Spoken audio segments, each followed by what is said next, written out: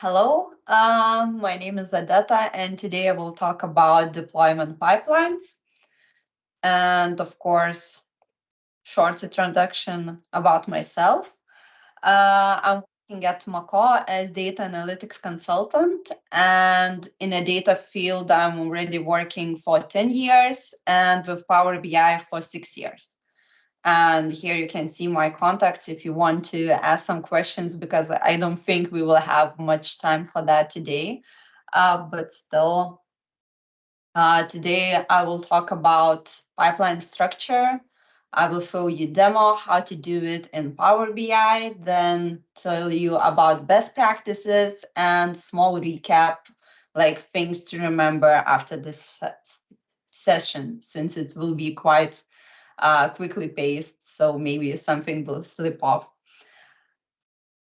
So what is deployment pipelines? Deployment pipelines is a way to in structure and I don't know, sufficient manner to deploy your reports. So usually you have this kind of stages: development, test, and production, and it comes more from programming side, but in Power BI you still can use it.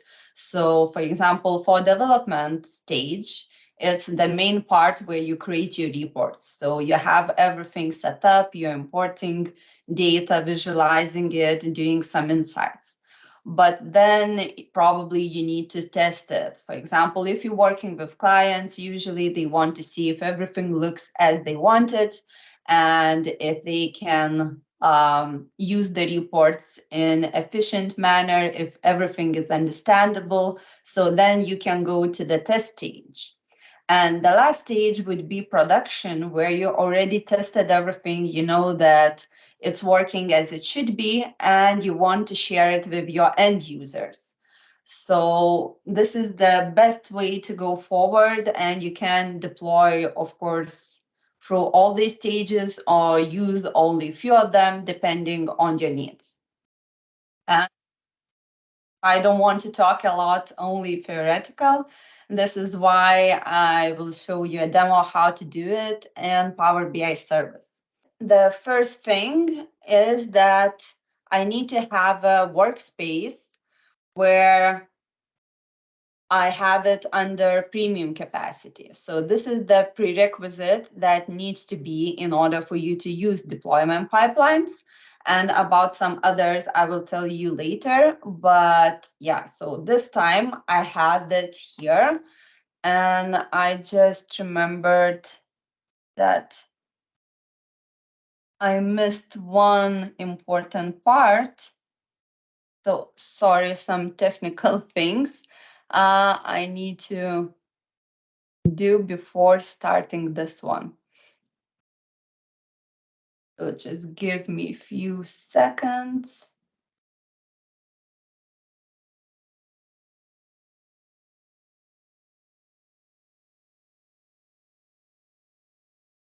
Yeah, okay. So I will share my screen again.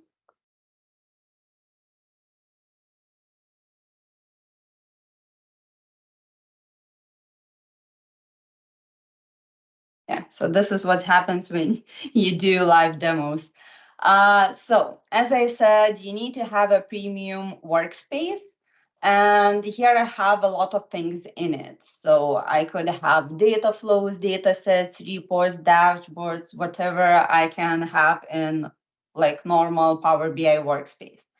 And if I want to use deployment pipelines, I can do from the workspace. So I have here in upper ribbon, create deployment pipelines, or I can go on to the left side and see the deployment pipelines icon and expression here.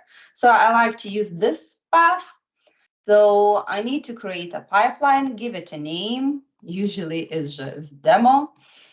Of course, I can add a description. Usually it's used for the other people who also doing deployments and using these pipelines, but in this case, I don't give any description here. And this is the interface that you can see. So again, we have all those three stages that I talked before. So development, test, and production. And as I said, if you want, you can use only one, for example, development or test, and then production, depending on your needs. But in this case, I will show you how to do it with three of them. So as I showed you before, I already have one workspace. And I am choosing to put it as development since it's called like dev in the square brackets. And I'm just assigning a workspace. So for the first step, I need to have a workspace.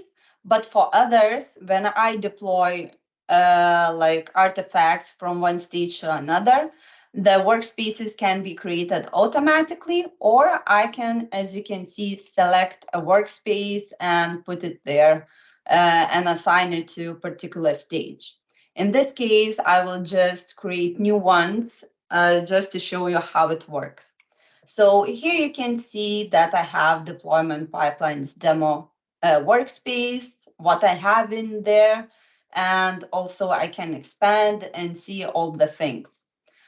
For this particular case, I will be using one of the data sets and reports, and it's called DP demo dataset with parameter. And very nice thing that when I select what kind of artifacts I want to deploy from one stage to another. So for example, I already created a report and I want my testers to test if everything is correct. So I'm selecting the report I want to deploy to the test stage, but also I need to have data set there. So this is very important part. And to do that, I can, of course, scroll and see where my data set is, or I can go a little bit up and press on select related. By pressing that, it gives me automatically what artifacts are related to this report. So in this case, it's only a data set, and I can deploy it to the test. I can also view app. I can do some other things. For example, if I mouse over it and press on three dots, I can share the report and do some other things. Even for the data set, for example, I can refresh it. So some things can be done already here, and I don't need to go into particular workspace for it. So now, as I said, I would like to deploy it to the test for my testers to test the report and give me a feedback on it. So I just press deploy to test. And one more thing that while it gives me, of course, I can add a note to write what things I'm doing there. And this is best thing to do if you have a lot of deployments, so that you know, okay, why you deploy it, like did you change anything, what you change, and so on. So to have some context behind it. And another good thing is that you can tick this continue deployment in case one or more items fail, because previously it was if one of the items fail, nothing will be deployed to another stage. And now it's not the case. So it's a good thing to be clicked. So by deploying, it takes some time to deploy this. So I need to wait a little bit, and already I can see that a workspace was created, and now it has a little bit strange name because it adds to the development name the test in the square brackets. So I need to change it a little bit to have like normal naming conventions. And right away I can see new icon appear comparing. So in this case, if I press on it, I will see the differences between two stages. So here I have on the left-hand side, as I said, more artifacts than that I just deployed. This is why I can see that these are new, at least for the test perspective. And then I have this data set, then again, nothing on test, and I have a report. So I can see some comparison here. Now, what else is nice that, of course, I can deploy everything from one stage to another. And you can see that when I do it from test to production, because of course now I need to deploy everything there. But before that, as I said, I have a name that I need to change for the workspace. And I can do it here by pressing 3 dots and workspace settings. Of course, it takes some time, especially when you are showing through Teams. So I'm just deleting that. Again, I can add description, I can add domain and other things to it. So I have like all the settings that you usually have. And when I save this, I don't even need to press any save button. It's saved automatically. I'm just closing. And now I have like proper name for the workspace. So now what else can be done? There are usually different data sets used when you have development and test and production stages. So usually in development, you have less data, smaller data set, just to make things more simpler and quicker, especially if you are creating a lot of measures. So for the test, you want to have very similar environment as for production, because you want to see if your report is performing the way it will be performing for the production data. So meaning that you should have very similar data size and very similar data size to the production, and production meaning that the end users will use it and see it, the real data that they have in their databases. So now how to do it? For example, how to change the databases or data sets that I'm using here. And there is a thing called deployment deployment rules. So if I mouse over on this icon on the top right corner for the test environment, I can see deployment rules. And here I have my data set that I can set those rules. So it could be rules for data source or parameters if I'm using any in my data set. So in Power Query, if I'm setting anything. So in this case, for example, I want to change to the bigger data set. So I would like to change my database dev test to another one. In this case, I don't have it there, so I need to press other. And other important thing here, while I'm changing the dataset name is, the database name is that you cannot change one data source to another type. So for example, here I have a SQL database, so I can change it to the SQL database. I cannot change it, for example, to Excel or something else. So it needs to be the same things. And here, as I said, I'm leaving the same server, only changing database. And for the parameter, again, I need to have parameters set in my report. I have country sales. By default, for me, it's Canada sales. Now I want to change that to Australia sales. For example, that it would be for test purposes. So here I again need to press save button, close all these windows. And now right away, I can see some differences. Again, if you can notice, on the left-hand side, I see like it's different, and on right-hand side, the same. And if I mouse over, the icon appears. So this is review changes icon. It's not every time working. I will show you sometimes then it's not. So by pressing this one, I can see what's changed. So here I have Canada sales, and it's changed to Australia, and also another for the database. So here I have dev test, and here I have AdventureWorks LT. So this is where I can see what has changed. So now when I had these changes, I won't see them right away in my database or in the workspace, I should say, because I can show you right away how it looks like.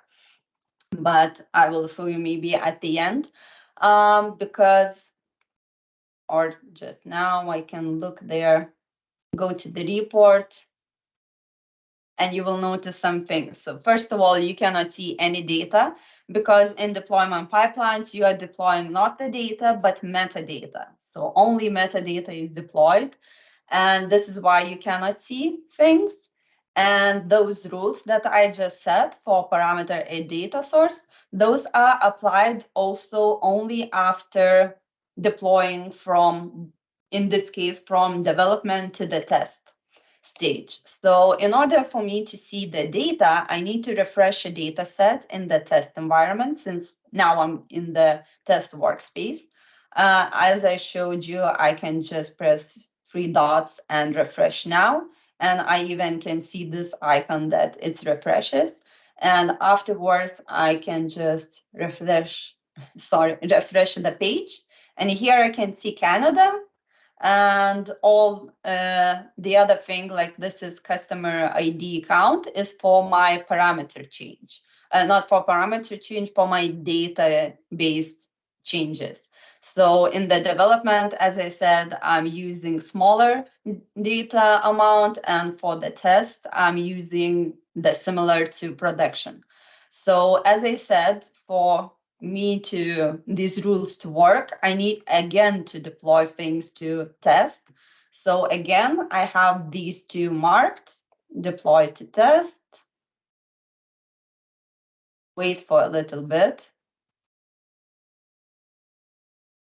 And again, I can go to this, refresh the page, and see if I now have Australia and other data. And sometimes it's not there because I need to either refresh visuals, and sometimes I even need to again to refresh the data set itself, because as I said, only those metadata things will go from one stage to another. So again, I need to refresh it. Again, refresh the page. And now I have Australia, and you can see here it's not the 20 number, but bigger one. And this is the case when I changed that. And one more thing for you to know, it's always good to check credentials on the data set if you don't need to update it, because sometimes it's the case why you cannot refresh it. This time everything worked perfectly, so I don't need to do that. But again, I can check onto the data set if I go to schedule refreshed, like under credentials here, I have AdventureWorks LT, not test dev, and parameters, I have Australia sales. So now, for example, if my testers did everything and I have what I need, I can deploy it to the production and share with my end users. How to do that? As I said, I can press on these or just press deploy to production button, since now I'm deploying everything what I have in the workspace. And again, the new workspace is created. So deployment pipelines, demo, and now production in the square brackets. Of course, I can change it to prod, for example, to have similar to dev naming convention. And one more thing is, as you may know, the best practice is to share your data with end users via app. So I can even publish an app by pressing this button on the bottom, publish app. So now again, I can add some rules to the data set because I would like to change, usually, at least you would like to change data source. In this case, I don't have it, but I will like to apply a parameter. Now I would like to have it Japan sales. Of course, this is very simple example, but you can think of cases where you want to use it. For example, for other sources that you have in SharePoint, you can change the folder from development, test to production. So this is how it can be used also.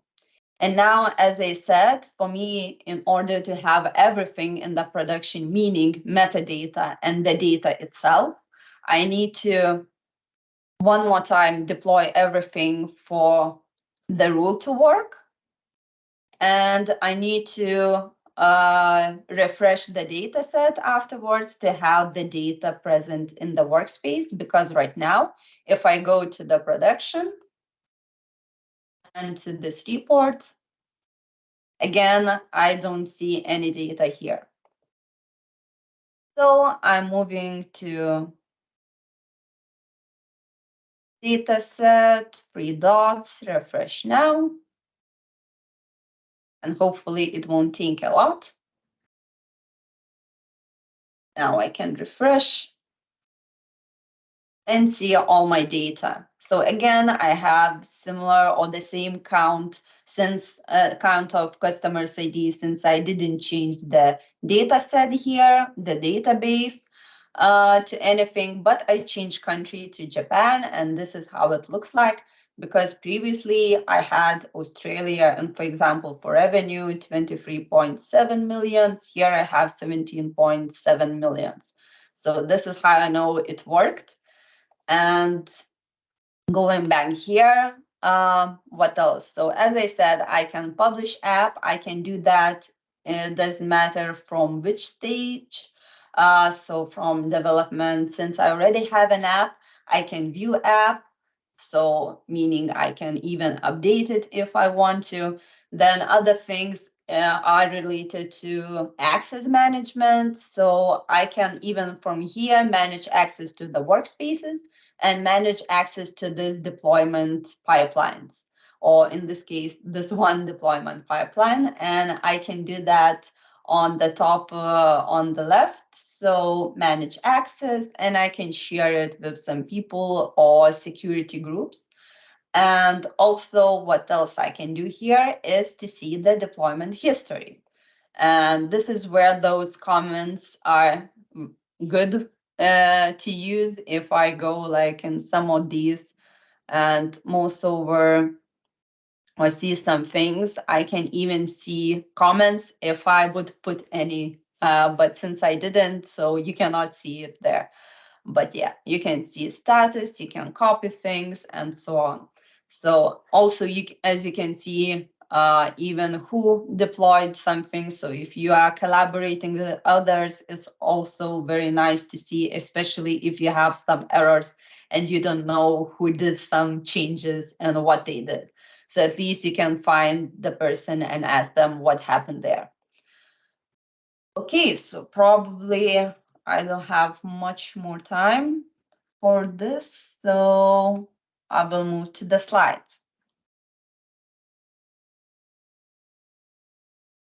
Now going for best practices. So what usually you need to do there is generally you need to connect different stages to different databases. So if you have development, test and production databases, you can do that using those deployment rules.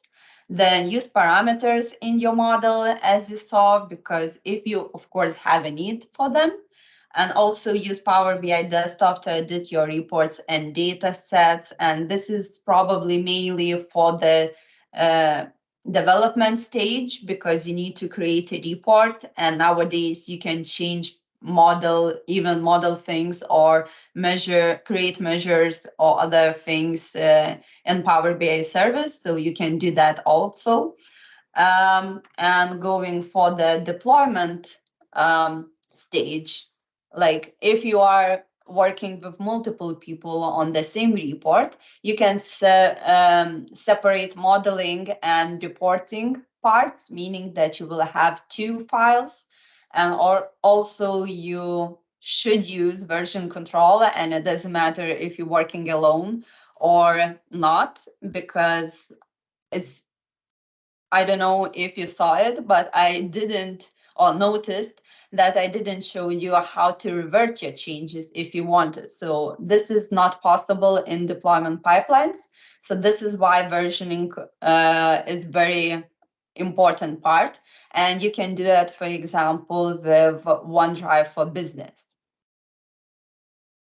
Then moving to the test stage, as I said, you should simulate your production environment, meaning that you can test performance with all the tools that you have to your disposal, like performance analyzer, query diagnostics, and others. Also, you should use deployment rules to switch data sources in the test stage and test the app. So create the app that you will have in your production, meaning that your end users will use it. So you should know how it looks like. And for the last production stage, you should manage who can deploy to production, because as you know, it's a very important part. And it's important part because end users see it. So all the things that you would like to change, for example, some end user said that, oh, I need more data to this report or something, you shouldn't do right away and push everything to production. And you people who do that, who does that, needs to be accountable and also know all the best practices and know how to do it. This is why you can do that by even granting access to the workspaces. So if you want people to have access to deployment pipeline, you can share it, but also you need to share access to the workspaces that you will deploy things. So the person who deploys needs at least member rights to the workspace. So if you don't add them as members, they cannot deploy to this. This is how you can, to this stage. So this is how you can prevent access.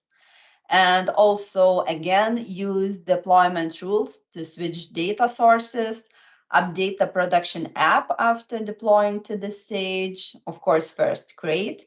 And the best thing that I can tell you is never to upload a version directly to the production, because you shouldn't do the changes into production before testing. You always need to test before putting everything for the end users, because then end users can say, oh, it's not working, maybe you did a bad job, so I won't use those reports. I don't know how about you, but it's really a hassle and a hurdle to be with those clients that did some small thing that it's not correct, and then they say, oh, so this is wrong, so probably the whole report is wrong, and then I don't use it.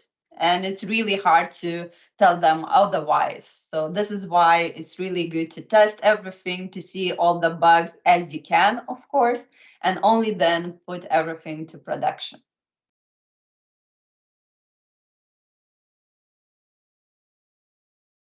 Yeah, so what I hope you would remember after the session, even if I put everything very quickly.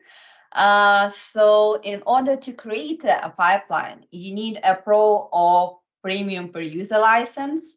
Then the workspace must reside on a premium capacity. And there is one thing that you can put others to a SKU or embedded. So for example, you are paying only by hours, but not for the whole capacity. But the production stage must be with PSQ capacity. Another thing that you must be an admin of the workspace if you want to use it in deployment pipelines. And this workspace, meaning the development, test, or production, but for the first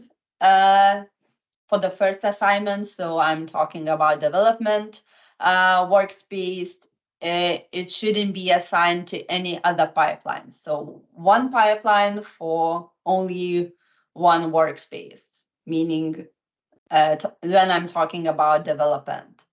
Also, as I said, data isn't automatically transferred between stages, so you need to refresh data sets if you want to see it.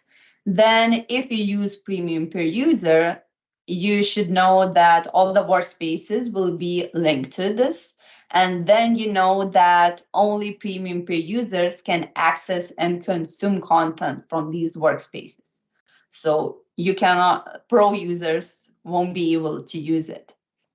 And then deployment from one stage to another fails if the Power BI dataset is missing in the second stage. So this is when I told you when I deployed things from development to test, that I have to deploy not only the report but also the dataset, because otherwise it won't be working. And of course, the last thing is don't forget to check considerations and limitations, because there are quite a lot of those too. So for example, not all data sources can be added to the deployment rules and other things. So there are some limitations and considerations you should know. And also I wanted to share some resources with you. So some links, I didn't saw that the chat is enabled there, but probably I will just send it to Mikey, all of these. So it's not a lot, but still, if you want to look further. So yeah, thank you for your attention. And hopefully, if you have some questions after some time, just write me, usually on LinkedIn or Twitter.